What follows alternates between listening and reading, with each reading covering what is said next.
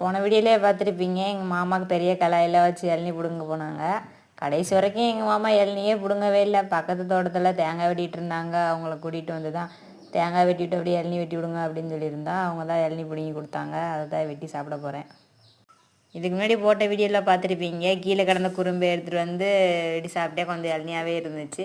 இன்றைக்கி நினச்சதை விட எதிர்பார்த்ததை விட நிறையாவே கிடச்சிச்சு. ஒன்றுக்கு 4 இளநீ. எங்கள் மாமாட்ட சொல்லிட்டு உங்களுக்கெல்லாம் தரமாட்டேன், நீங்கள் பிடிங்கி தர சொன்னாங்க பிடிங்கி தர மாட்டேங்கிட்டீங்கல்ல, நானே ஆள் கூட்டி வந்து வெட்டியிருக்கேன், அதனால் நானே சாப்பிட்ருவேன் மாமா அப்படின்னு சொல்லிட்டேன். எங்கள் மாமா வேகமாக சொல்லிட்டாங்க, 4 இளநீ ஒரே டயத்தில் குடிச்சிருவாங்க நீனு அப்படின்னு கேட்டாங்க. நான் இப்போ கூட குடிப்பேன், கொஞ்சம் நேரம் சென்று கூட குடிப்பேன், உங்களுக்கு ஏன் தேவை, உங்களுக்கு தான் இல்லைன்னு சொல்லிட்டு இதை பற்றி பேசாதீங்க அப்படின்னு சொல்லிட்டேன். நம்ம வீரப்பா சொல்கிறது தான், 2 இளநிக்கு மேலே சாப்பிட முடியல. அதுக்கப்புறம் மக்கே நாள் காலையில் தான் 2 இளநீ வெட்டி சாப்பிட்டேன். கடைசி வரைக்கும் எங்கள் மாமாவுக்கு கொடுக்கவே இல்லையே இளநீ. நான் இளநிலையும் பருப்பு நல்லா இளம்பருப்பாகவே இருந்துச்சு, சாப்பிட்றதுக்கும் நல்லா மிருதுவாக இருந்துச்சு.